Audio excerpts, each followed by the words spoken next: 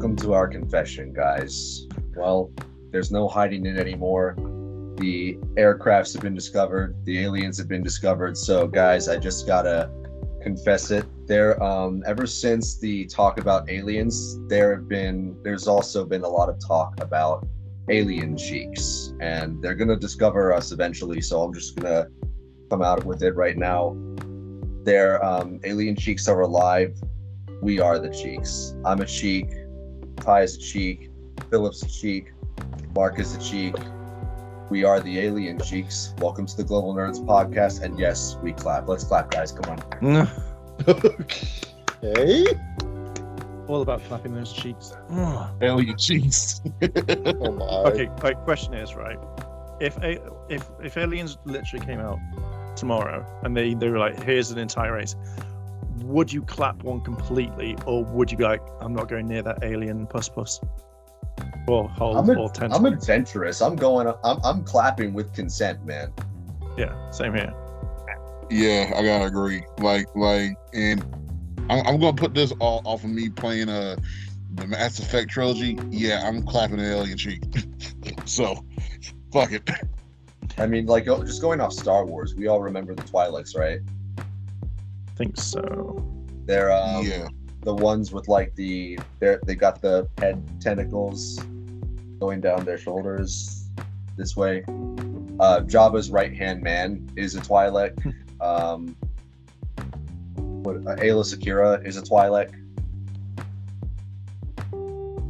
Nice. Yeah, unfortunately, the guy who blew the whistle, I don't think he's an actual whistleblower, by the way. Like, he had permission, man. Come on. But, like, he said apparently the aliens are not fuckable, so that's Did he actually say that?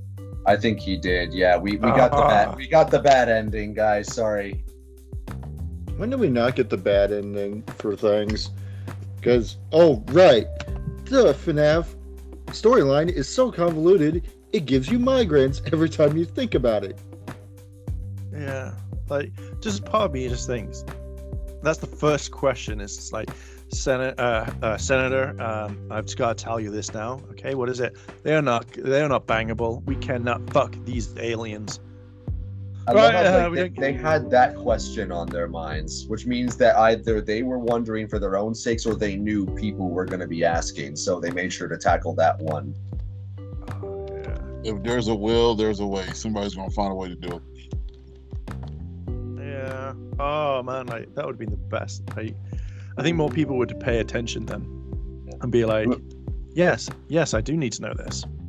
Whoever finds a way to do that, they'll have the next Oppenheimer made about them. Yeah. I want a film opening and be like, in 2023, aliens were found, and this is what happened. And it's just a sex scene just opening, and they're banging the shit out of each other. And be like, he got space something or other. That's gonna be that movie's gonna be on X videos. People are probably gonna accidentally find it when they type in X looking for Twitter, and they just get sent to X videos instead. That's all that's gonna happen. Do you think Elon's gonna buy X videos? Everything that starts with an X, he's gonna try to buy out now. He's like a kid who keeps getting his hands on new toys and gets bored with them. He's like total like ADHD brain now. Yeah. Well, we have to give him credit on this. He did try to back out after they wouldn't play ball with him before he even bought Twitter. And now isn't he like suing his own lawyers now? He's suing the lawyers that forced him to take the contract, because I believe the story went, it was a joke, and then he quote unquote bought it, but the lawyers were having problems with the actual contract on why he was buying it. So then he just said, fine, you're not going to play ball with me, I'm backing out. But the lawyers he's suing said, no, because of you saying this over and over and over and over again, you have to buy Twitter. You have to buy it. You cannot do it, or we're going to sue you into the ground. We're going to make sure you buy Twitter. You're gonna buy it, bastard. You're gonna buy Twitter. Just raging at him. See, I thought it was because that the owners of Twitter originally turned around and said, hey, here is all the stuff, like it's definitely profitable, like we make this much, and he was like, okay, and then he signed the deal too late, and then was just like, yeah, we can't back out of that. I give him credit for one thing. He finally destroyed that cancer of a site. He tried. He tried. I think this is it. Though? But at what cost? I think everyone on Twitter is worth it. that site is literally the devil's armpit, man. I think just about any price is worth it. Yeah. Twitter definitely needed a overhaul. If people are bitching about free speech, Twitter's not the place to go.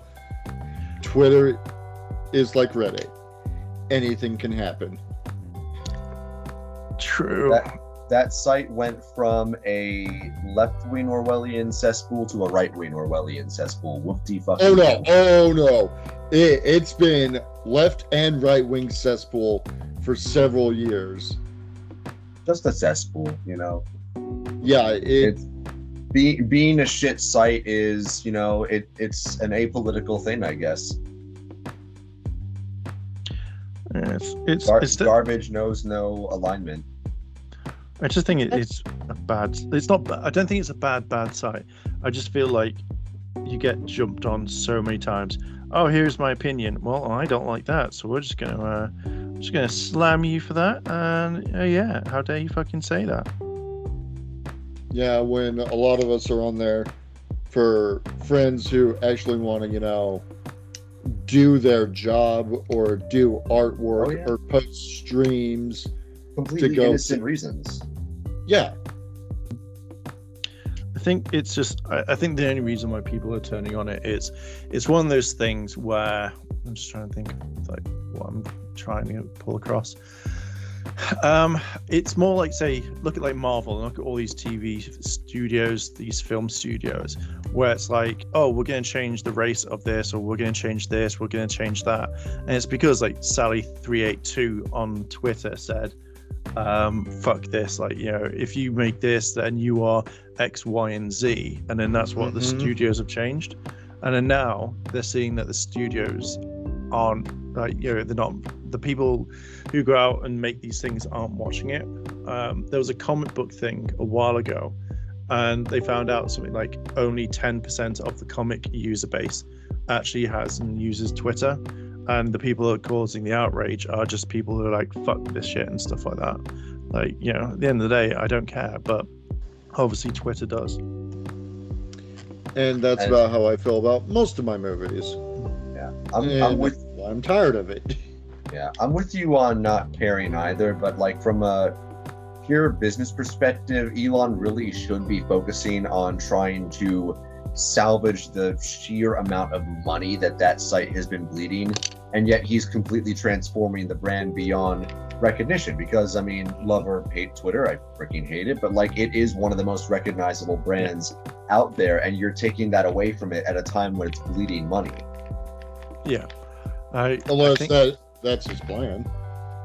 Well, the fact is, if he's trying to bleed it, then you know you could just write it off as a tax thing and just say I'm done. Like we don't need this anymore.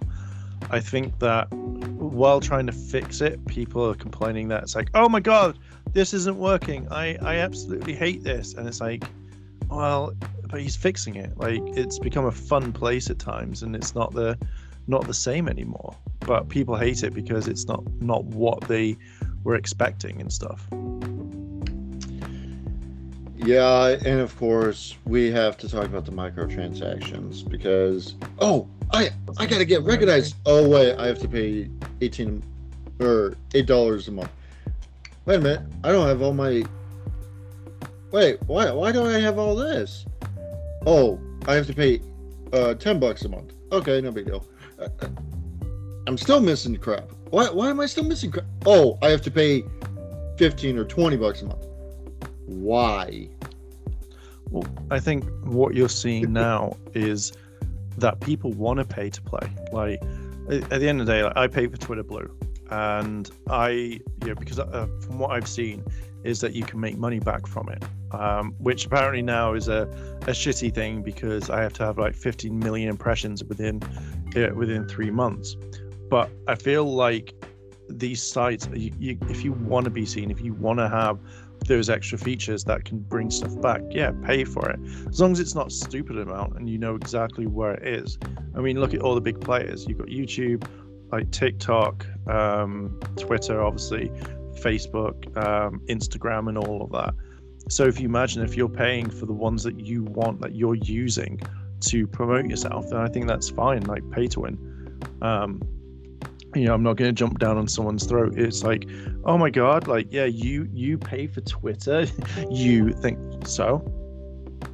Well, it's not your money, it's my money. You pay for gacha games, you pay for this. So if you're going to pay to win, fucking do it. And that's how I see it too. Like, I'll pay for I got into Fortnite. I will admit it, I got into freaking Fortnite, and I paid $20 and got a few skins. Only because I'm tired of the rotation. Yeah, I mean, I think it all kind of like stems down to what you're willing to pay for. Like when people on Twitter had the blue check mark, everyone was just like, "You're paying for it."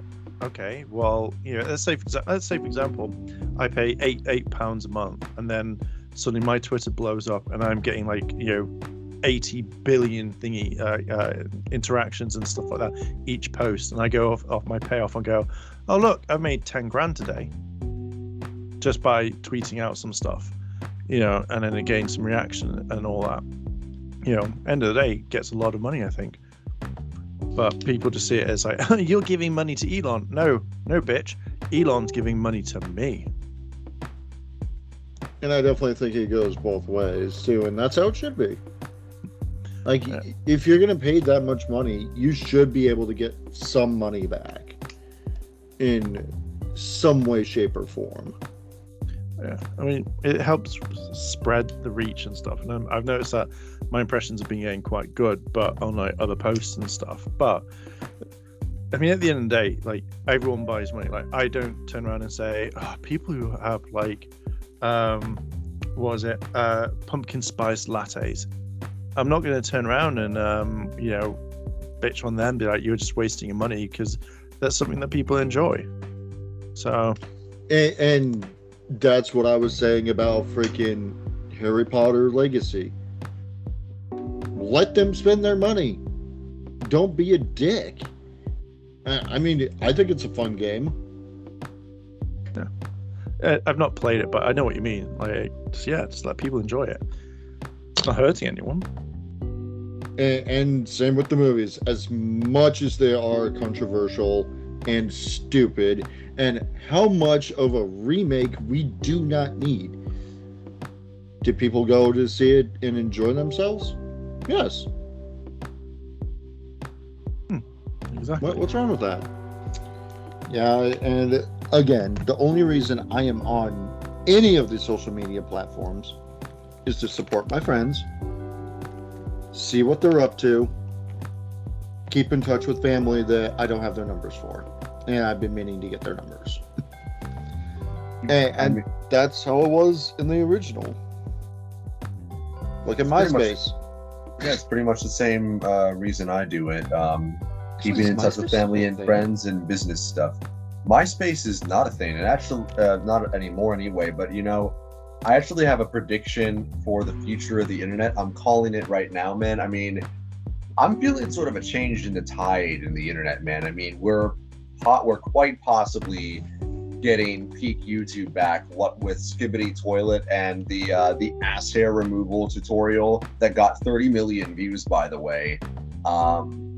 Yeah, I think what's coming up next is we're going to get MySpace back, or something like MySpace back. I mean, MySpace is my go-to if I want to kind of correct something. I'm not sure what MySpace is right now. This is weird. I don't think we were sure what MySpace was when it was around either. It was a coding website. How to get into coding. It was an early Facebook. That's what it was. And now it's music, videos, and people. Yeah, I mean, I'm looking at it right now, and the site's broken. Can you still rate your top 8 friends? That was the thing. That was fun. Oh, Get it? Rating is customizing your whole page, bruh. Yeah. Oh my god. Like that was a load of fun. Who am I gonna demote today? Yeah, I remember that. Damn. Some of my friends were like, "You've got to keep me as your number one. If not, we're not friends anymore." And I was just like, "Okay, cool, nice one." But yeah, no, I don't think we're gonna see MySpace come back in a big way. We might. I think that might be next. I mean, like, yeah, I feel like there's a chance the old Wild West of the internet is coming back, man. I hope it is. There's a chance I can get part of my childhood back now. Yeah. Humanity really screwed up. I mean, like we peaked with shit posting, man. We peaked with that shit, and when we stepped away from it, that was a step away from God. I think bring that back. I do agree with you with saying like there is more. Like we'll get a version of MySpace come back, because the fact is that Facebook is dying. So and the fact is that MySpace was peak. Well, it was what Facebook is now. So I feel like we'll get something that will come along that everybody will use.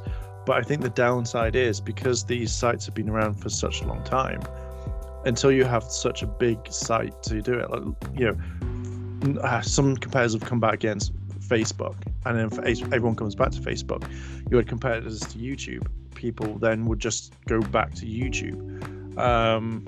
Twitter, everyone jumps off to whatever website we've got that decides to do the same, and then bam, everyone just goes back to Twitter, because everyone feels like it needs to be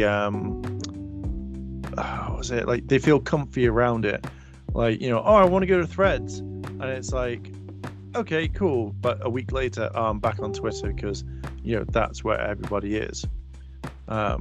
So I feel like if we do get a MySpace version, or people do go back to MySpace, then it needs to stick. It needs to really, really, really stick. Otherwise, people are just going to go back to the big boys, and then that's it. I think Facebook still has a pretty long shelf life to go, because it is still popular with the older generations. The boomers love it. The Gen Xers still use it. I think as they start to back away from the site, though, that's when the real death of Facebook is going to come. It's living on borrowed time right now. Yeah, I do agree. I just kind of feel like I don't know. I just feel like we're due a big, massive new website, but it has to stick and stay.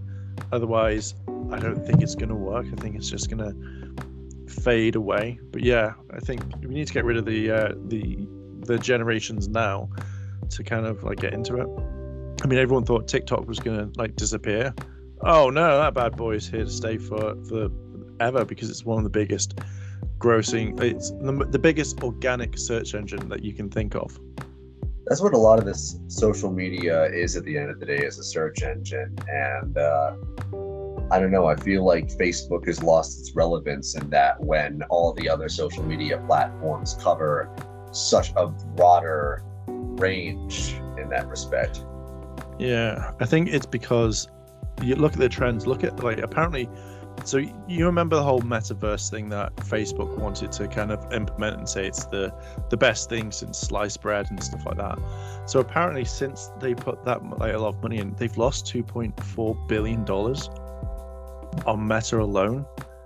And you kind of think is a big heap of change, but can you imagine Zuckerberg getting that going, I've just lost 2.4 billion. He's not going to go, he's going to go, well, I'm going to go sit on the toilet and cry for at least 20 minutes, and then I'll be back. But yeah, like, no, I mean, would any of you guys use Meta? I've tried Meta. it's too hackable. Like, they get hacked, you're linked to Facebook, Instagram, Twitter, all this other stuff, and it's like, okay, you just open your life to whoever hacked your account. Congratulations, you just played yourself. Yeah. Pretty much. Yeah, fuck that. It ain't worth going there. You gonna get hacked. Yeah. So, can you imagine if that 2.8 billion or 2.4 billion dollars or whatever it was? Could you imagine like if that was actually put into the projects like Threads or into other projects in Facebook? You think that you'd spend time working on that rather than something that I mean, I'm not going to buy a headset for Meta because I have no interest in doing that sort of thing.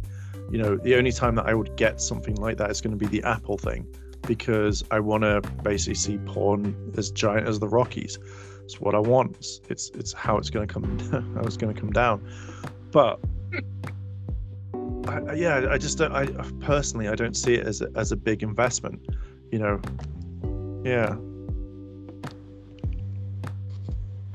And at the end of the day, you've got to act like these technologies can get addictive and they can take over your whole life. And that doesn't benefit you. That benefits the companies who are desperately trying to colonize your attention so they can keep making money.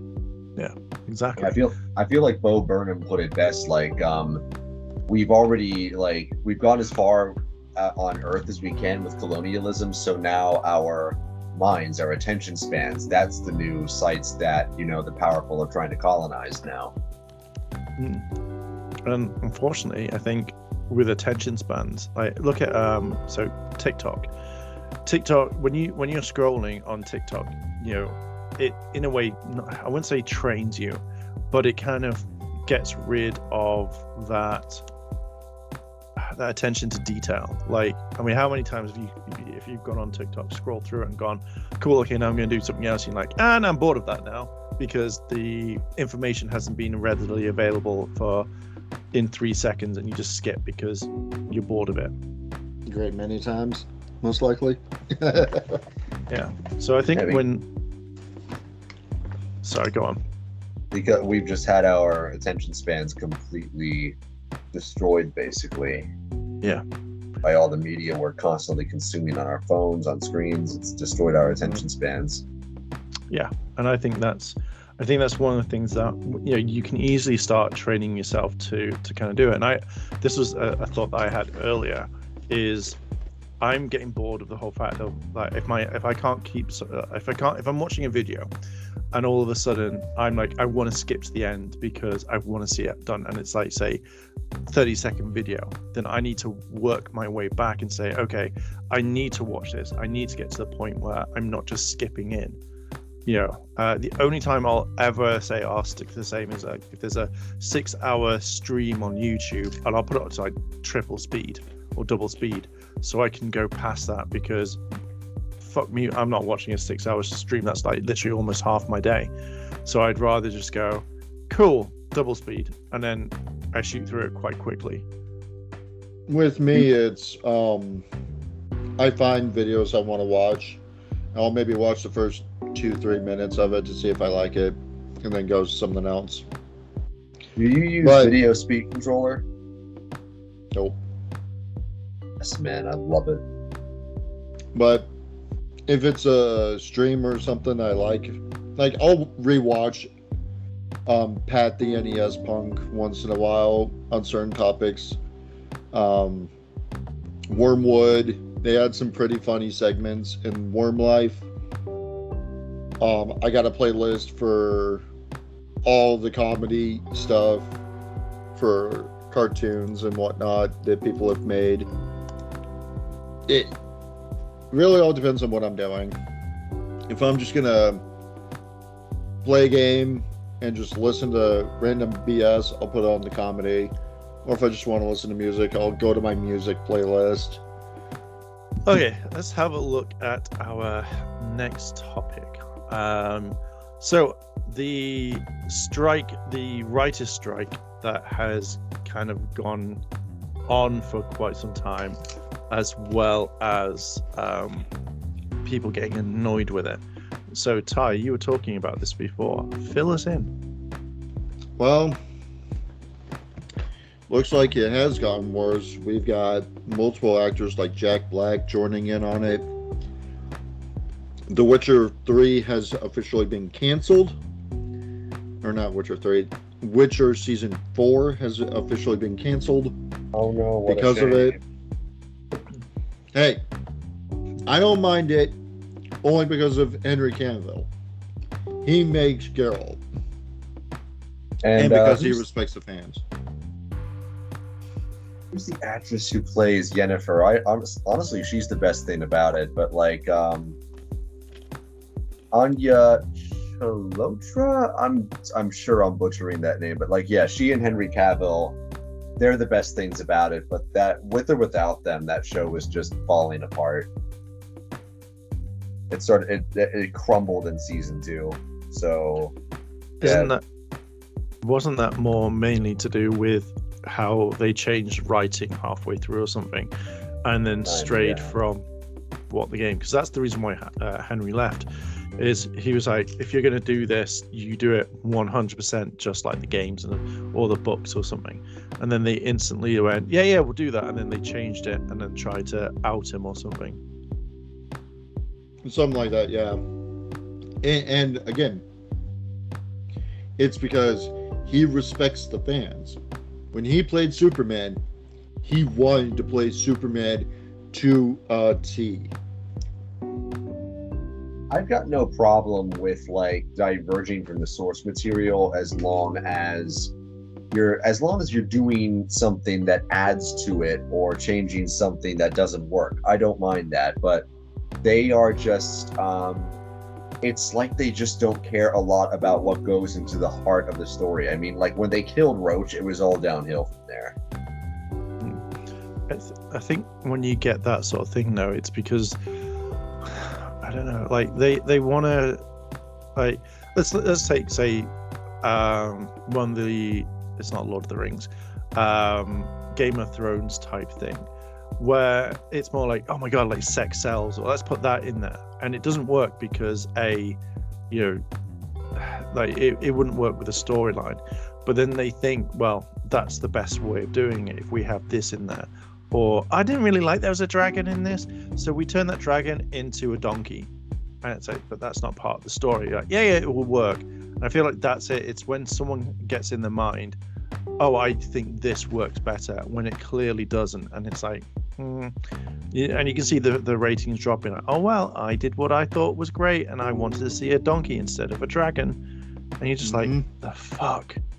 And so, I think that ties into our next topic too, with some of the movies that Mr. Chris has went to go see. Changing up a lot of what makes a movie great or the character great and why they chose a specific thing, and then changing it for a remake or something, and then completely disregarding the story is not okay. Like a few changes here and there, I can understand, but it gets really annoying after the first maybe 3 times. I give it 3 strikes, and after that, it's just absolute BS. I think a lot of what goes into that is like a lot of these writers want to tell their own stories, but it's really hard to put original content out there now with the big studios because they don't want to take risks. They've got to protect their bottom line. So they're just like, okay, I'm going to adapt this and secretly turn it into my own thing. And I get that, but if you're gonna do that, at least make it a good story, or just try to make it some other way. You know, we live in the age of the internet. It's really not that hard to just go out there and make a movie now. True. I think when it comes to certain writers and they say they want to put their own spin on it, I think it's one of those things where they want to. It's like, oh, I want to go, Mum, look, I did a thing. I turned this donkey into a dragon. Oh, well, that's right, dear. Like, what do people think? I don't care as long as you're okay with it. Look, I did this. It's me. I feel like that's such a big thing that always goes round at the moment. It's like, oh, screw everybody else. I want to put my spin on it. And yeah, but it doesn't look very good. Or I don't care what they think as long as it's me and my friends or me and my mum. And I feel like, I don't know. It just irritates me. I'd rather a good story come along rather than someone that just goes, right, well, we're going to take one of the biggest elements and change it because someone doesn't like it, or it's too PC, or it doesn't fit in with the social norms today. Exactly. And that's one of the biggest problems I've seen. And why I don't, especially when the actors come out and said, yeah, we changed it on purpose. But with this whole writer strike, something had been bothering me. And one of my buddies, Crumbrion, they do a podcast. They're trans. And they brought up something interesting that threw me off, and I didn't think about till now. Yeah, we all know AI's a big freaking problem. And it can ruin a writer. But when you think about it, what has been in the industry for years, and why other actors have left, and AI is what kind of broke everyone down. You had sex scandals, you had people coming out with sexual allegations to abusive writers and directors and all this other stuff. And I'm like, they make a good point about this. But no, I agree with Mark, who said, well, I'll let you explain it, Mark, but I'm trying to remember what I said. I think the problem is, like, with AI, regardless of if people love or hate it, it's never going to disappear. It's going to be one of those things where, you're going to have like AI editors where it's like you tell whatever machine, I want to make thing about Ant-Man, and these are the requirements, and it spits out an entire whole script, and then you go read it and go, then someone's got to edit it. So I feel like that's going to be a job market. I think one of the biggest things that a lot of people now have got a problem with is that these studios want you to come in for a day, and then it's like, oh, hey, we're just going to scan your face. Like, it's going to take 6 hours, but we're going to get everything. We're going to scan you. We're going to pay you $150, so your time's not wasted. Oh, and we're going to use your likeness for the next 20,000 years, and you won't get any money from it. So there you go, $150 though. Hey, well, sounds good, doesn't it? You get him, little buddy. I feel like because these studios are relentless, that's what they're going to do. AI is a very powerful thing. It's still in its early infant stages, and it's going to come back. But I'm trying to think of the other points that I made. I'm trying to think of them all. Yeah, I know one thing had been unions. See, if you imagine, like, let's say you are a part of this union, and then they have a rule in saying, like, every single time that your likeness is used from AI, you will get the standard rate of pay for a day. You will get residuals. You will get this.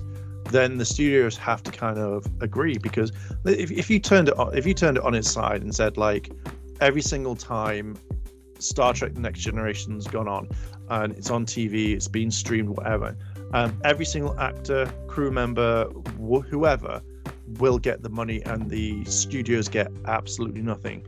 Guarantee studios would be like, well, hang on a minute, we want our cut of this pie. It's like, no, we're going to give them $6 million per episode, so they're going to get extra. The studios, you get $5 every single time it's played.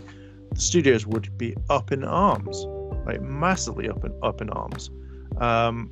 So the studios now have got to start learning to start working together, because without the writers, without the people working on it, they're making nothing. And right now, if you kind of think about it, like, the studios are going to be hit even harder. Their shareholders are going to go, what the fuck? And they're going to lose money, and then people don't bother with it. Look at Disney. Disney's getting absolutely hammered on all sides and stuff like that. Oh yeah. And soon, like the parks are too expensive. Let's say it's $100 per day, and then you go to Universal, which is $50 per day. You're gonna go, I'm gonna go there instead and spend my money there. And Disney are hating it. They're losing money. They've lost money in Marvel. They're losing money in the remakes. So Disney are shitting themselves. Mm-hmm. And of course, they're losing money with the lawsuits as well. Yeah. They're probably going to have to end up breaking up their monopolies too, which I'm all for. I'm strongly against monopolization. Yeah. And look what Marvel did without Disney. I mean, yeah, Disney has the bigger budgets and stuff, but for the first 2 phases, they were great. And then Disney took over and we got phase 3. Well, I think regardless I would of... say they were great until phase 3. I thought phase 3 was their peak, honestly. I always think it hit its peak Endgame, and that's it. Like, I agree. Phase 4 is when it started to die. So. Oh yeah, Endgame is phase 3, isn't it? Yeah. Yeah. Phase 4 is Okay. all the TV shows and stuff. Yeah. But then it's like it's looking at the writers, looking at, like, say, She-Hulk. Now I enjoyed She-Hulk. I thought She-Hulk was actually quite enjoyable, but I can see people's like problems with it, where I don't know, like that last episode where they broke the fourth wall, and to me, I just don't think it kind of worked. And it felt like the writers got up to a point where, like, shit, we don't know how to finish this ending. We sent it to a spa with all the bad guys, and now we don't know what to do. I would have much preferred if it was all about different people in the Marvel Universe going to court. That's how I see She-Hulk. Doctor Strange has done something. So they've got Cumberbatch to come in. Boom, there you go. And I agree. And I think She-Hulk is a major part of the Marvel Universe because of that reason. Like, She-Hulk could have been great, like a fun legal drama. That would have been wild. Yeah, exactly. And I think it was in the second episode, she actually wants to defend metahumans, and her first client is Abomination. Like that's huge. Like even you could tie it in with Civil War. The Accords. Like, that was a major issue for that particular plot line. Like, now we've had a couple movies and a couple series. What's the repercussions of these metahumans now that they have to sign these accords if they want to be superheroes or be a part of the Avengers? Yeah. Yeah. Boom, She-Hulk, lawyer. Yeah, I think you have so much stuff that's there, but they can't be bothered. Again, they have to put their spin on it. And just to me, it's just like, come on, guys. Like, do something else. You have Hank McCoy, legal representative for the mutants, who works for the government, is a lawyer, and a big blue ape of awesomeness. And played by Kelsey Grammer. Awesome guy.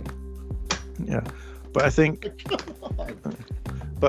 when you've got when you got Disney kind of jumping in, it's, again, they don't know what they're doing, because I think it's like, if you're putting it down to wokeness, I think it's mainly because they want to try and be diverse. They want to try and get everything in, but when they do it so badly, it doesn't work. And I'm all for what they want to do at times, but it's just repetitive, or it's not making them money. It's not making them anything. And they're like, oh, fuck this, I'm out. Yeah, the quote-unquote wokeness Whatever that saw, even means anymore. Yeah, like, you're supposed to be attuned to something or waking up to something. Okay, fine, I'm woke. Because when I watched I rewatched all the Black Panther movies recently, all 3 of them, and I went, these characters have been established. This is their culture. People are trying to destroy it. Simple, clean, straight to the point. I like that storyline. There is no wokeness in Black Panther. It was fun. I saw it last night. Oppenheimer is definitely the better movie. But Barbie, it's like a, how do I put it? It's like somewhere between a popcorn flick, an acid trip, and a fever dream. And a lot of that does come into play in Barbie Land. Like, the set design for Barbie Land unironically fucks, dude. Like, they make it feel alive. They make it feel like a lived-in world. And, like, you know, for surprisingly, okay, this is going to be the big twist here. Well, first of all, let me hit you with the first big twist, and you guys are going to be shocked when you hear this. We're not the target demographic. I couldn't believe it either, guys. But on top of that, so Oppenheimer spends 75% of its movie talking about politics, and it somehow manages to be less political than Barbie. Wait. Because, yeah. How? I mean, and that's not too, okay. I don't know if I should say that's to the movie's detriment or not, because, like, they focus mainly on, like, you know, the movie recognizes at the end of the day that it is there to be fun. And, like, it is a fun movie. Like, all of the actors are having a ball. Ryan Gosling goes way harder than he has to as Ken. Like, and he's got to he's got to play a lot of different facets of Ken. Like, he's got to play average dull Ken, then he plays Ken as a dick who gets into the red pill movement. Yeah, Ken gets into the red pill movement. That's a thing. And then, like, then he's got to play, like, liberated Ken. It's fucking funny, dude. But, like, they're trying to throw so much in there. Like, they've got Will Ferrell and these, like, corporate suits who are pursuing them into Barbie Land, and, like, it's like the movie forgets about them at a certain point. And they're trying to talk about all these things from, like, you know, the first they try to talk about, like, you know, what Barbie means to the world, what she's meant in the past, what she means in the current age. Then they talk about the patriarchy. Then they talk about, like, you know, positive masculinity, pop culture, positive masculinity. They try to touch on Barbie contemplating her own mortality, but that barely goes anywhere. They change the subject completely the second time it pops up. Like, they just try to cram so much in there that it really is sort of a movie that's at its best when it remembers that it's just, you know, it's having fun. But when it does resonate, you know? Thanks for coming to my TED Talk. And honestly, I'm going to sound like a crazy man here. Why did they not make it like the original movies? But the original movies, from what I say, is like they're all animated. Like, this is as far as I know, this is the first actual live Barbie film that I've heard of. So I don't know how you mean, like, you want it to make it like the original.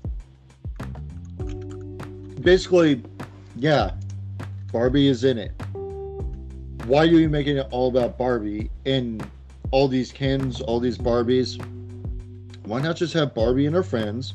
Oh, look, did you forget she had a daughter and a family?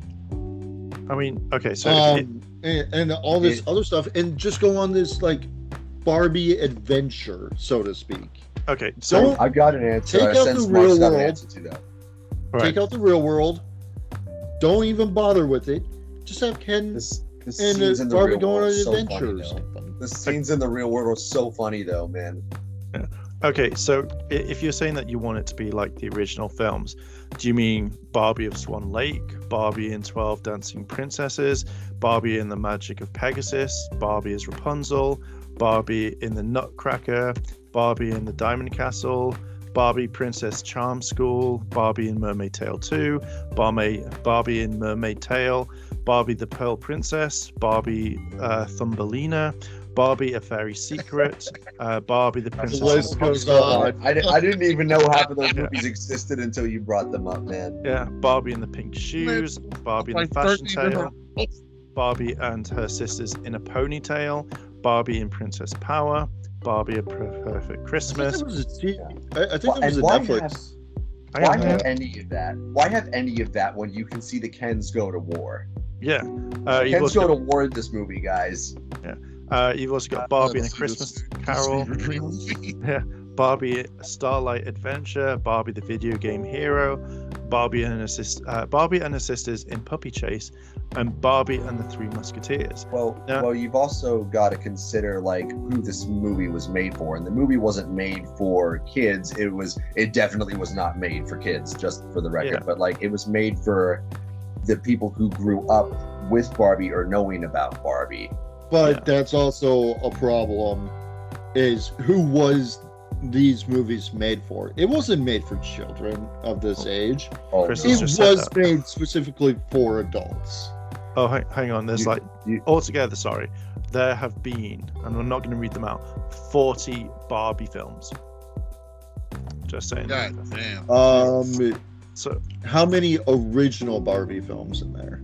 there's literally they're all animated. Define original Barbie film. Yeah, like the way that I see Barbie is adult to be played with.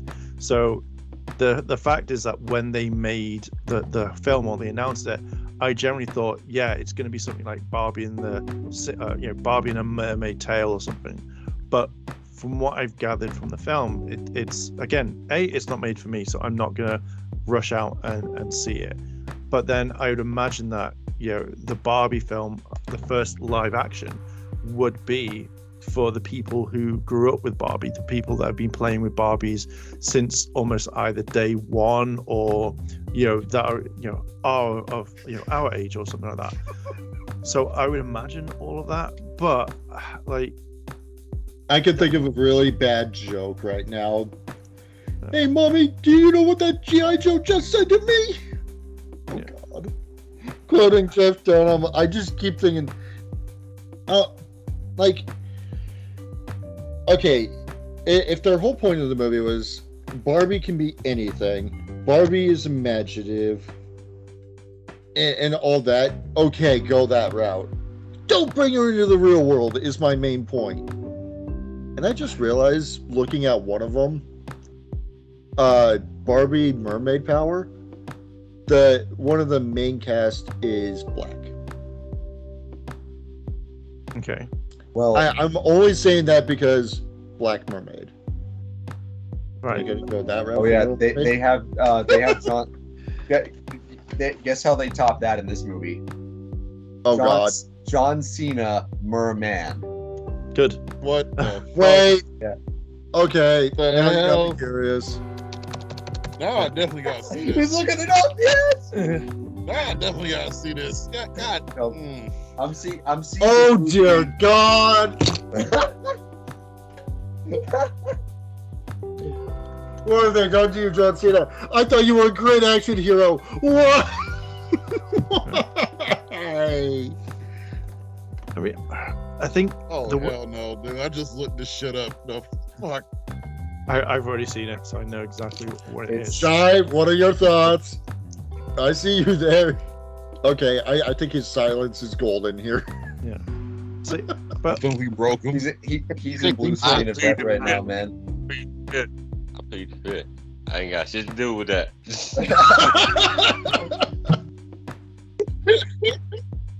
Fucking Nope. no, dog, I see this shit. Oh fuck. I ain't got shit to do with that. I don't give two fucks about Barbie. Oh, But yeah, Barbie can be a Power Ranger. She could be anything. She could be a coffee maker, man, or a stripper or a prostitute too, I guess. Or Taken, the movie Taken. I guess she could be that too. Shit. But yeah, everybody love Barbie. Me, I'm like, she got my money, man. I mean, there wasn't many female G.I. Joes back in the day, and Barbie was the equivalent. So I can understand men buying Barbies so they can have some interaction with their G.I. Joes. Okay, I get it. But they got Imagination. our imaginations back in the 90s were golden. Like, the 90s were golden, man. Yeah. Same with the 80s. Economic crisis, lots and lots of drugs. I don't know about the 80s, man. Yeah, I just don't know how you mean.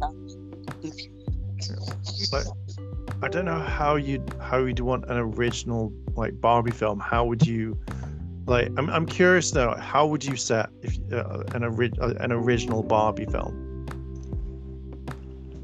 Well, you got to consider, I guess, the audience too, and that's one thing this movie does do right for the most part is they cater to the audience that's grown up. Yeah. Like it'd be like, say, if you were to remake another Power Rangers film right now, and then I'm trying to think of an example, but like you didn't look at the 2017 film. Until roughly the last, say, maybe 15 minutes, you had no Power Rangers. It was just, we're going to sit around and talk about our feelings. We're going to do this for a while. And then it's like, oh shit, we need to put Power Rangers in.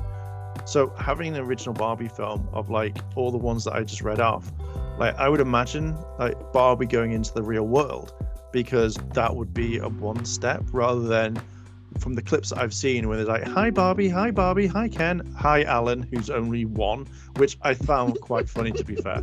I did find that quite funny. But then that would literally be it. Like, would you want Barbie to go into space?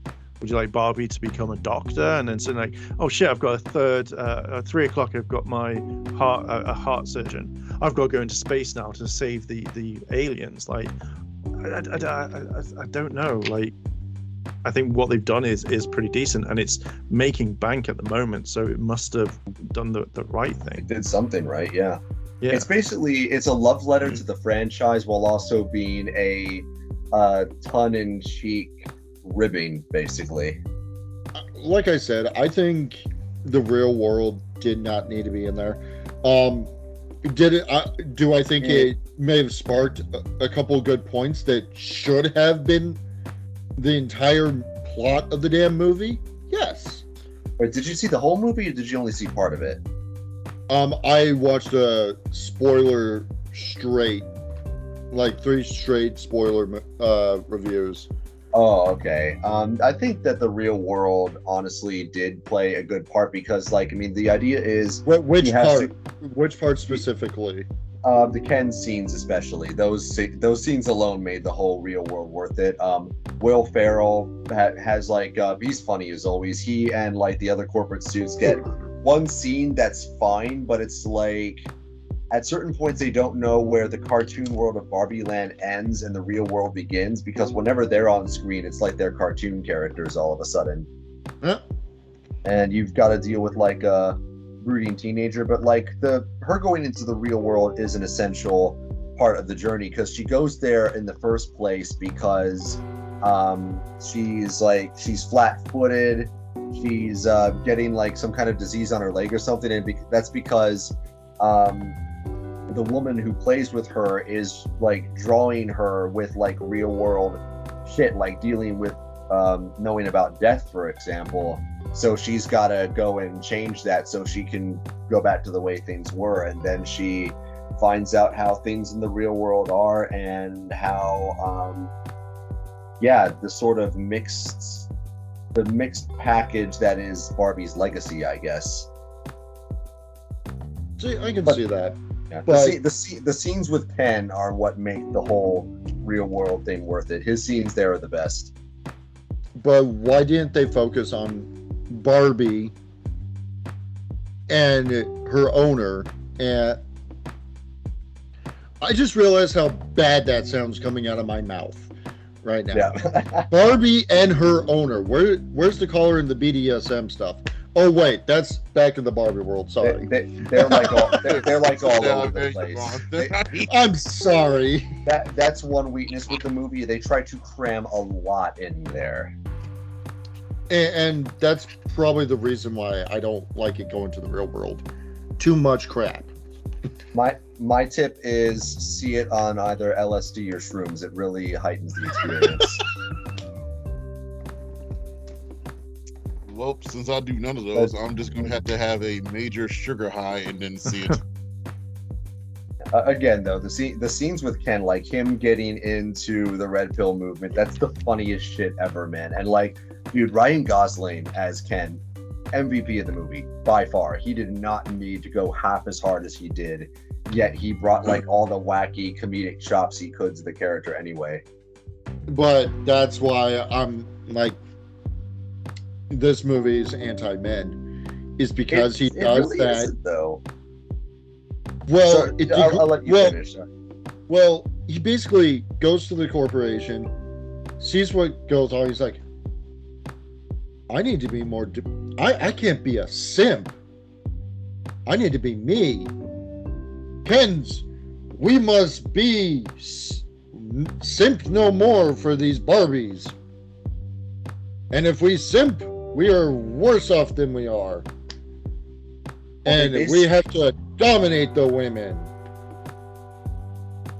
They sort of okay, like the way that's part of like what they go through, but they like the conclusion that they come to is actually kind of a positive message for men. It's basically like, you don't need validation from women to define you. You can choose who you want to be and what you want to do, and like just don't worry and don't like worry about what society is trying to tell you. Be who you are and live your best life.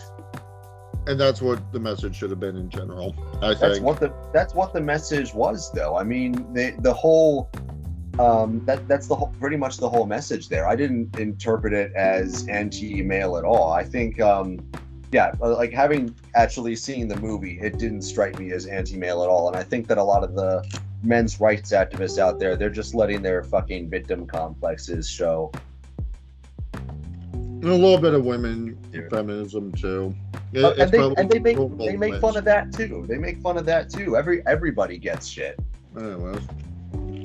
It's definitely not Oppenheimer, and oh my god, when I review this movie, I'm gonna fucking hell. I really try to be apolitical in my content, and there's no way I can't not talk about politics with this movie, because like 75% of it is political. I do not know how I'm going to review this damn thing. Well, it kind of has to be, because it's history, for one. Two, it's about, I believe, the atomic bomb, which was I meant Barbie. Yeah, which is somehow less political than Oppenheimer. But Oppenheimer was excellent. It was excellent. See it in IMAX, the atomic bomb lives up to the hype. That explosion, man, is something else. But the one, who here's seen Oppenheimer, by the way? I've not seen it. But then again, watch Oppenheimer, then go into the Barbie movie on some type of drug, and then go insane. You don't have to, by the way, just in case viewers are out there. If you don't want to go watch it high as fuck or whatever, you don't have to. So, as much as it would be hilarious, because that's one thing that's been popping around, the Oppen Barbie or something. Just don't forget Barbenheimer, or yeah, Barbenheimer. But you have to watch Oppenheimer first, and then go see Barbie, because then you go, oh dear God, what was I just on? Yeah, again, you don't have to be on drugs to go watch a film. Just saying that for. Just don't be ready to not take it too seriously. That's something the movie forgets too. It's like a lot of the weaker moments are when it takes itself too seriously. The better moments are where they're just letting the actors have their fun. It's a fun time. It's not real, like, again, big shocker.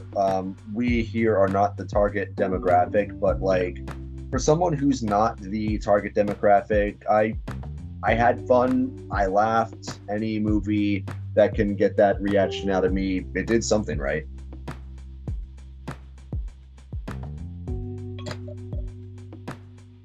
Oh, and speaking of new movies out, fucking talk to me, man. I have been hearing good things about that movie.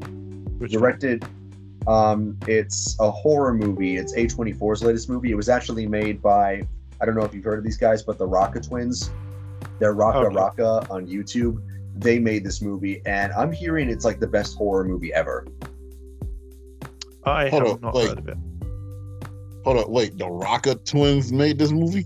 Yes. Are you fucking serious? The same guys who had Ronald McDonald fucking decapitate the Cookie Monster with a traffic sign. This is their work. Okay. That's where they've been for the last few years. Okay then, I'm gonna have to see this movie then. Hey, since they made it, shoot. Yeah, I'd recommend Oppenheimer to 10 out of 10. IMAX, just be ready for a lot of the good and the bad that usually comes from Nolan, because he still doesn't really know. He still doesn't get how people talk, and he's still shit at writing female characters, but he's still a phenomenal director. And at least it's much better than Tenet. And see, this is one of those, because the main gal that gets possessed is black, isn't she? I don't know. From what I've seen in the trailers, it is. The reason why I bring that up is you think of her as a demon scaring all these people. I think that would be a good hook. Like a hook, line, and sinker thing. Like, you don't know where she's going to pop up because she blends into every shadow. You may see a hint. I could see this happening and being really good. But we have had so many bad horror movies pop up. It's hard to go, ooh, jump scare. Ooh. Like me telling Crispy to go play Five Nights at Freddy's Ruin so he can be jump scared by everything. Because the jump scares ruin everything. But then again, I look at paranormal. I'm bringing up Paranormal Activity again for the umpteenth time. What ruins horror movies for me is the damn music or soundtrack that plays in the background when something scary is about to happen. Silence is golden. It depends on how they do it. I thought Sinister made it work. Sinister, Insidious, which Insidious has a new one coming out. Yeah, I've been hearing the Red Door's dog shit. I haven't seen it, but I actually. It's funny you mentioned. I actually went to go see the Red Door last weekend with my mother, and that wasn't a bad movie, but it could have been better. And just like Ty said, there's certain parts where silence is golden, and the music kind of ruins the whole atmosphere of it.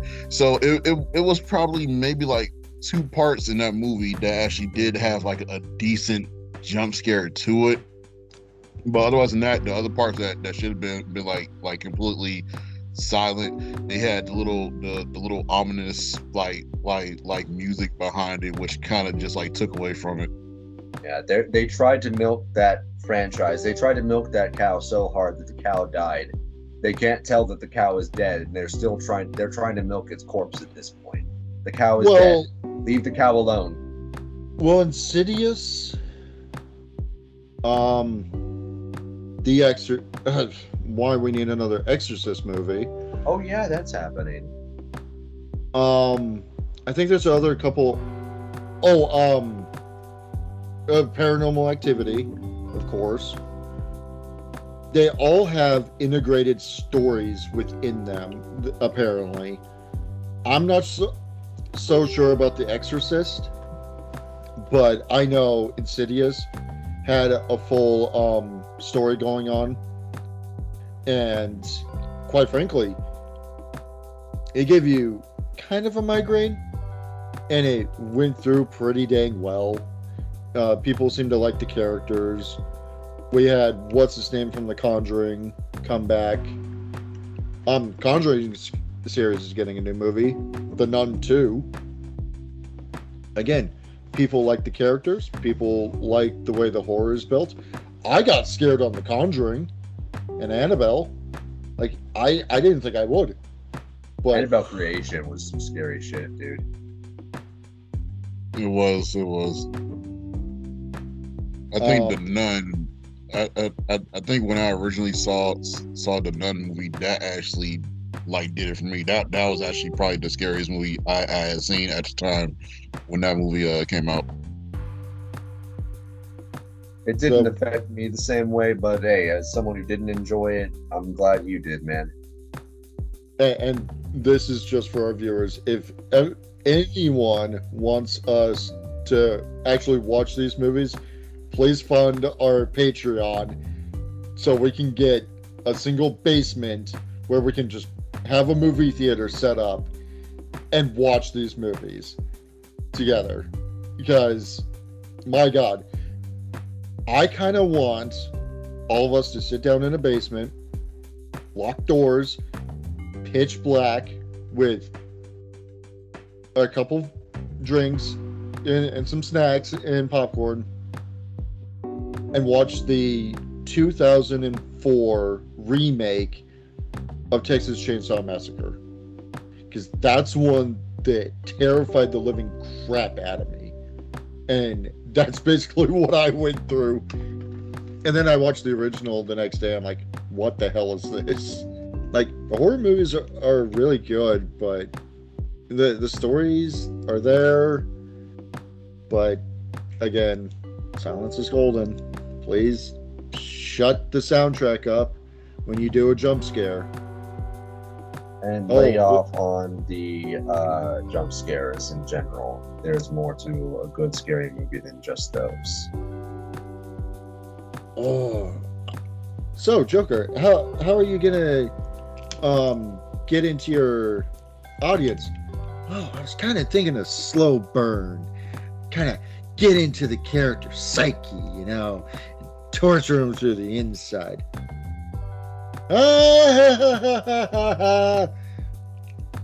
No, you need tons of jump scares. You need silly monsters and all this other stuff. Quoting Nostalgia Critics' It Chapter 2 review.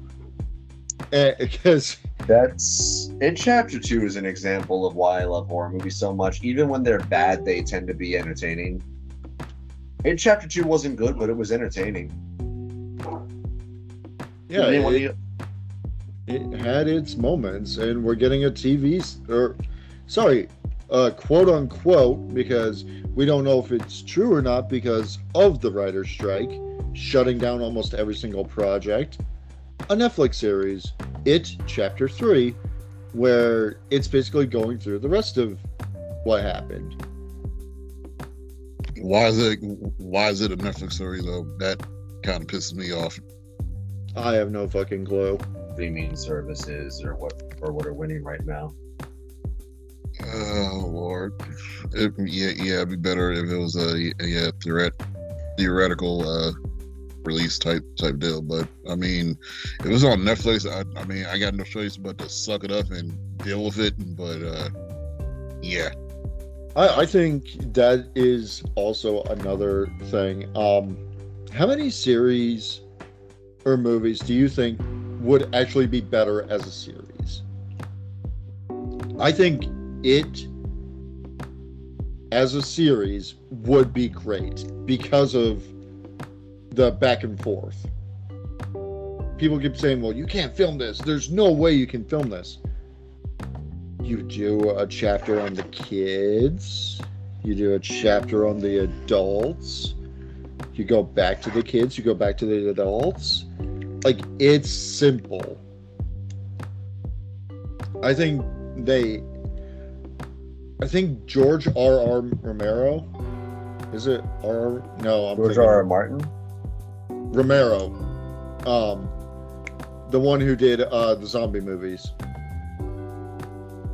Night of the Living Dead and all that. George A. Romero, sorry. He did Dawn of the Dead, Night of the Living Dead, and all those movies. He was originally going to be the director for the old miniseries of it, and he wanted a 12-parter. But like Netflix, the company is like, no, Gotta nail it down further. Nailed it down to 5. And then they wanted it further down, so he's like, "No, what? Screw this, I'm out of here," and got the other director. Balloons. I think if you were to do a hit like miniseries or TV series, or whichever direction you would take it, you could probably do it in the style of the American Horror Story show.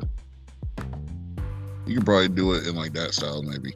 Yeah, and great examples of some books that actually became series. A series of unfortunate events.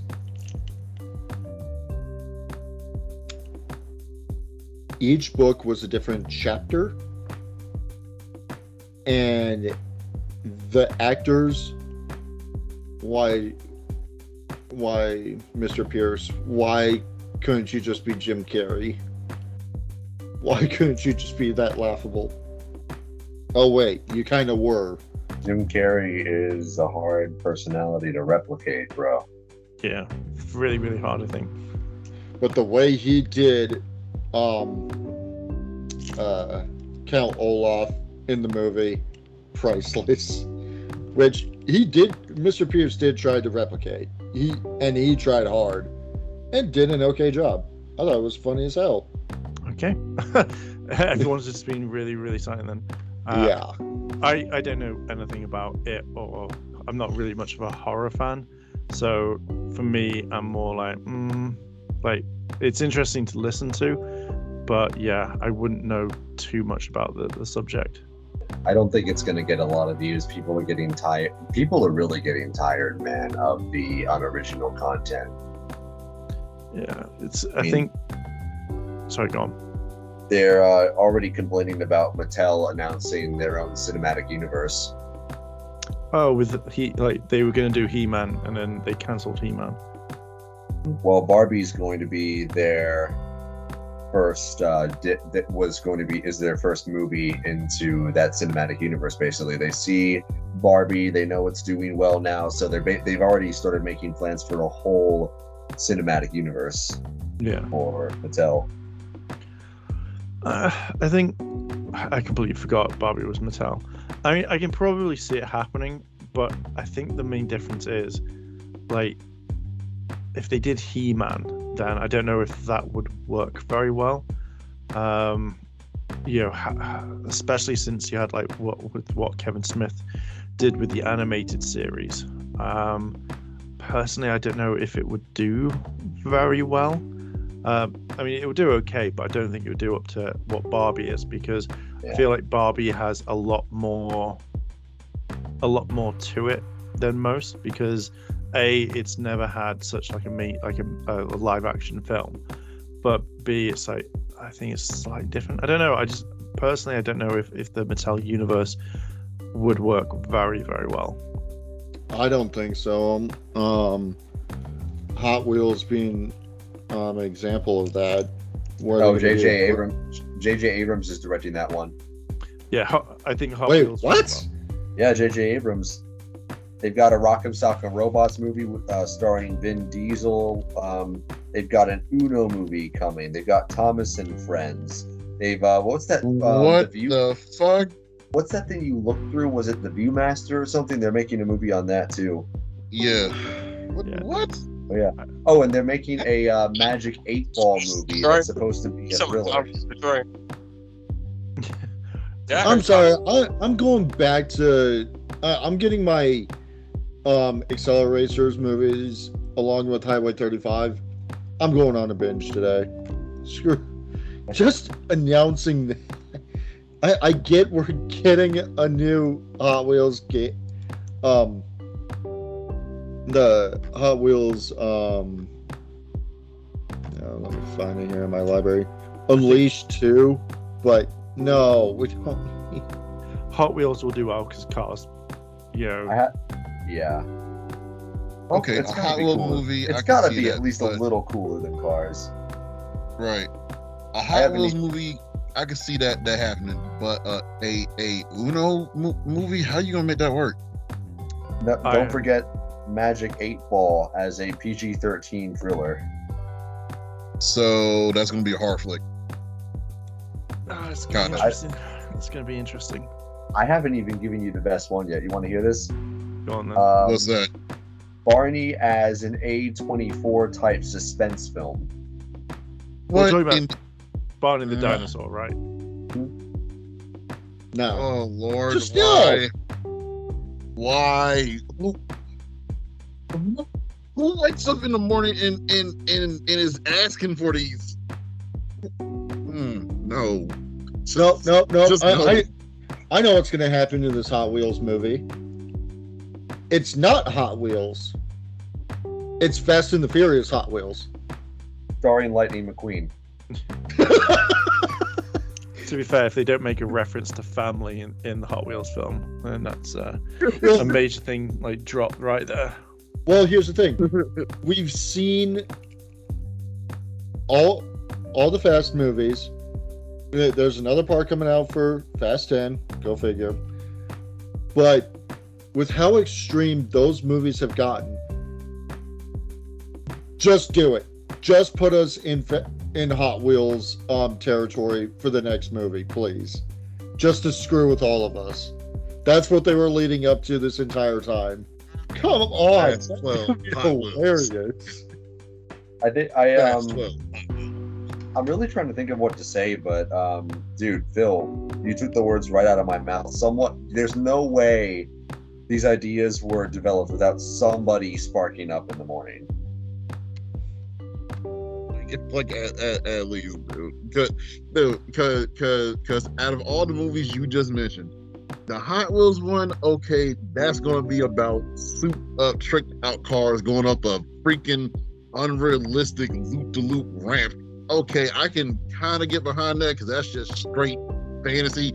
A Uno movie, I don't know how that's gonna work. An 8-ball movie, okay, that might work as a horror flick, but everything else just doesn't make sense. Who the hell woke up in the morning, decided to light a fucking blunt and was like, know what? We need Barney as a movie. I reckon they were like, we can make a universe out of this. And someone's like, go on, fucking, you tell the president of Mattel. And they go like, sir, just we can make it an entire movie universe. And he's gone, do you know what? I think that would work. And like, shit, son, we didn't realize this. Fuck, okay. So yeah, you're in charge. You make it happen. He's like, it's just a joke. I didn't mean it. At this point, it's gotta be a joke. Nah, I reckon. Well, it's too late now because it's happening. Yeah. I don't think it is. Again, like, maybe not now. Maybe a few Hot Wheels, yeah, I can see definitely happening. But I feel like a few of them are going to drop because it's going to be, we need to save money, and is this going to work or not? Well, if Hasbro's doing their whole business with freaking G.I. Joe, Transformers, Power Rangers, and all that, I'm not surprised. Well, those are a little bit bigger, but I think that Hasbro, after seeing G.I. Joe and what that went through, I think that's the reason why they've cancelled quite a few of them. Power Rangers obviously hasn't been doing very well in other elements that I would probably say. Transformers, though, that's the one that will wholeheartedly win every single time. But yeah, I think they're a bit like, don't know if this is going to work or not. Hence why, most things are pretty cancelled. Well, if they reboot it in a new light, oh, jeez. If they do reboot it, great. But again, I don't know. And quite frankly, I think we should go into speculation on that when Darrell's here, because he would have thoughts. Oh, he's gonna love that. He's gonna love this, man, when he comes back. I still want to see how a Barney A24 suspense film is going to play out. So here is my plot for it. Since it's going to be a thriller type suspense movie, Barney is going to be this mystical ancient entity that was sealed up years ago within this whole curse type deal, and then they go into this old house and they summon him with a fucking Ouija board. That's what they do. They summon him with a Ouija board. I like the idea, but then to add to it, it's like I say, a haunted house, and every couple of years you just hear the "I love you," and it's like really, really eerie music, and it's like only like a select few. Or they could go down the whole road where it's just like, was it the Pan Piper? Where it's like Barney comes out and it's just like he starts singing. No, not the Piper. Yeah, and all the kids will follow Barney to like the thing, and it's like a whole thing of like, oh my god, the kids, they've disappeared. Can you hear it? Yeah, I love you. Oh my god, I can hear it. And then it's like, look, Emma's going. Emma's only 5, but she's following the music. Emma, wait, I've got to follow Barney. And that's it. You're like, holy and it shit. turns out to be an actual T-Rex just to screw with people.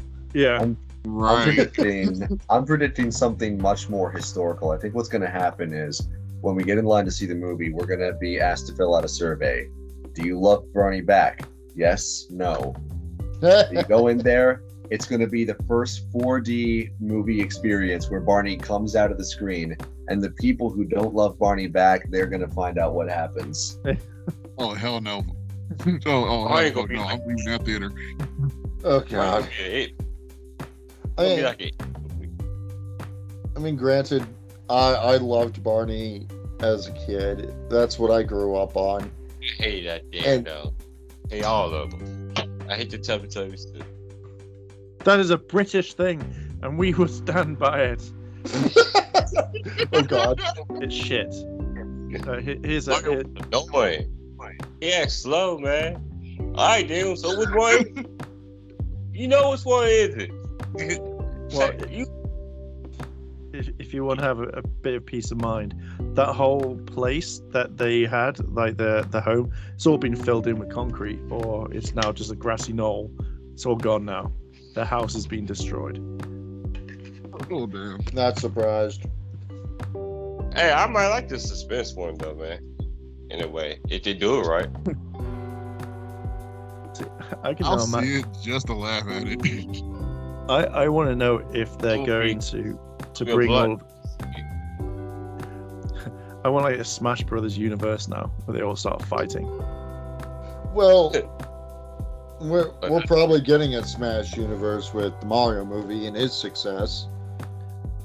Oh yeah, but the only 2 movies they need to make now is a Kirby movie. Well, three movies. They need to make a Kirby movie, a Fox movie, and a Link movie, and then you got Smash Bros. I mean, we already have Detective Pikachu. Yeah, because Detective Pikachu brings in the Pokemon universe. That's a tone problem though, because again, man, I don't trust Illumination to handle an entire cinematic universe, because you've also got to take in the darker and edgier stuff, like Metroid, for example, and like that's a completely different tone from Detective Pikachu or the Super Mario Brothers movie. Same with Zelda. You've got a lot of different tonalities to balance, and whatever studio you're going to put in charge of that, you got to make sure they're up for the challenge. But you know what Metro remind me of? Halo. We need a good Doom movie. I think that'd be epic, man. We could do that. Or maybe if certain people wouldn't bitch and moan about religion, we could actually get those movies. Man, we need a Halo movie, man. This show wasn't cut it, man. I want to ask them. What even was that show? That was not Halo, man. I think the writers. BS. I think the writers even admitted they didn't like Halo. Like, yeah, they did. It's just like what? I think there will come a day. If they didn't like it, why the fuck they made? I think it's an interesting move to make. You know, giving the project to somebody who doesn't like the source material. I think that's interesting. It could. I think one day it could lead to something great. I don't think that day has come yet. I'll watch Halo Legends more. because the collection Shoot, of shorts for all those have been hilarious. Or just go rewatch Red vs. Blue until the new season comes out, and then go, dear God, was it all a lie? Isn't that ending? Yeah. Yeah, because I think the Rooster Teeth's being sold or something. It's 5th time in a row that it's supposed to be ending, from what I heard. And I'm cool with that. I mean, Red versus Blue, they had a good run, but all things have got to come to an end. They've got Ruby to play around with too. They're gonna beat that. They've already beaten that franchise to death long ago. So why not continue? I thought Ruby was gonna be cancelled as well, because it's reached to a point where they've not got anyone working on it anymore. Well, I heard it was being like kind of shut down. They wanted to shut it down after season 3, after Monty died, but they're like, no, we need to keep going. And it's like 5th season already. It's on season 8, I believe. Oh wow! I did not know. Well, I'm not really much of a Ruby fan, so. Ever since AT&T bought them, they've just been in the business of continuing to push corporate IPs. It's not about giving it a beginning, a middle, and an end. It's about keeping it going to make money.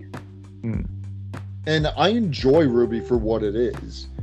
But it seemed like it had a streamlined story for the first 3 seasons.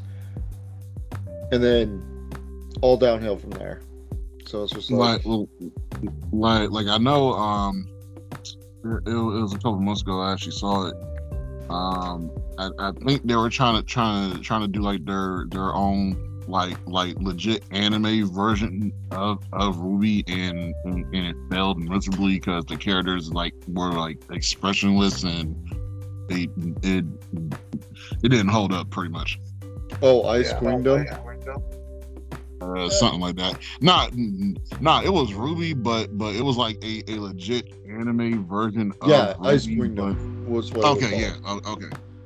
It was okay for what it was, but I agree, their expressions were terrible. I've not seen it all, so I know I've heard that it was weird to some degree, but again, I've only ever known the main stuff that's been put out. I didn't know about the others though. Red versus Blue though was a good run. Didn't they say that? I think they said a long time ago that they were going to remove quote unquote offensive content from Rooster Teeth, which I don't know if anything actually happened there, because I don't remember Rooster Teeth ever being that particularly offensive. Oh, they trash talked a lot of different people on their podcast. One incident I remember was something about Fallout 76 reviews, saying how every single reviewer is a hater and they shouldn't be doing this, they shouldn't be doing that, while having a pit boy on their arms and whatnot, being corporate sellouts. Oh, that sort of thing. I absolutely hate that sort of stuff, to be fair. Yeah. I'd just be like, I would love it if everyone just came along and went, why the fuck are you talking like this about us? Obviously you're very biased because you obviously have an affinity to bum the shit out of it. So maybe we should talk about that. I know I'd have a go at them. Yeah, it's at this point, honestly, I stopped watching them a long time ago. You pretty much said it. Corporate sellouts through and through right now. Yeah, it's just very weird. But I'm guessing it's like in case to be like, oh, thank you so much, Rooster Teeth. We here at Bethesda are now going to send you the next game for free. Keep up the good work. And it's like shills, fucking shills, all of them. Yeah. Mainly though, the content just got boring for me. I mean, I still think Red vs. Blue post Blood Gulch wasn't awful at all, I thought it definitely had plenty of good moments, but it never topped the Blood Gulch Chronicle. Seasons 1 through 5, that was Red versus Blue at its peak. I like the Freelancer saga up till season 11 was okay. I liked it too. Well, I guess I just watched 11 again, and I actually really enjoyed Wash versus Caboose, especially Freckles. Yeah. And I never stopped liking Red versus Blue, but with each arc, I just found less and less of a reason to come back to it, you know? It never became outright bad for me. I just sort of decided, I've got other things to do. I just forgot about it, basically. But hey, I mean, Rooster Teeth, they're still going strong with Death Battle. That show's still great. Still corporate sellout. I love it. I mean, it's how are they corporate sellouts with the Death Battle? Superman, Goku, Vegeta versus Shadow. Vegeta, Link versus Shadow does not beat Vegeta Cloud. though. There's no way that happens. Link, that Cloud won the rematch. I'm pretty sure. Superman versus Goku is an interesting riddle. Who wins in a battle between a man who can conquer any limit and a guy who has no limits? It's an interesting riddle. Yeah, but then I don't know I think they look at the facts. So when you look at Superman and at peak, it works quite well. Yeah, with Goku, his limit breaks every so often, all the time. I guarantee you that when Super comes back after the Frieza Black arc, where it'll be like, oh, Goku's unlocked Super Saiyan Ultra Instinct Blue, and then it's a different one, and then it's hard to kind of define because where Superman has his limits where he can do a lot of stuff, but Goku, he just smashes it all the time. And that's why I think Goku should have won that battle in general, because look, Superman's getting stronger, I'm getting just as strong, and I'm having a great time with this fight. Come at me, Superman, I'm having fun here. I like that mentality. Goku has a limit though, and I'm going off of straight anime logic instead of game logic, whatever, or comic book logic or manga logic. Goku has a limit, and it's been countless times where he's literally gotten beaten within an inch of his life and was like, you know what, I'm done. I can't fight you. Yeah. We recently had Vegeta beat him, and I think it was Dragon Ball Super Superhero. Yeah. Yeah, Vegeta finally beat him, baby. Yeah. The whole crowd applauded. Yeah, but in base form though. After they've been exhausted out of every other form. There has been another time where Vegeta's beaten Goku. And it's official artwork as well. I'll go grab it. I think I think they ended Superman versus Goku 2 anyway on a draw, because I'm blanking on the name of the character, but he tells Goku, pull back, the best you can manage against this guy is a draw. This is one fight you can't win. And I think that's still debatable, but at least it feels thought through. It doesn't feel sellout. It doesn't feel like they sold out to me. It feels like a conclusion that they came to, and it is interesting. Superman's got no limits, so Goku probably can't really beat that. I think the main problem is when you have protagonists in anime, it's you don't have an end goal. So to the point where Dragon Ball Super is going to keep going until the end, you're going to how do you refresh it, the character, every single time? You had when you reached Super Saiyan with Goku, you had Super Saiyan 3, so the next one you had God, and then you had Super Saiyan Blue, and then you had Ultra Instinct, then you had Perfect Ultra Instinct. So when it comes back to do the Moro arc, then they'll either have keep the forms. Super Saiyan 4, honestly. Get rid of that. Ended with that. bin that fucking thing. Do not put Super Saiyan 4 into it.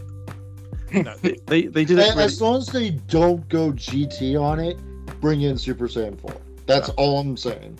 Yeah. I'm telling you, it's going to go that route eventually.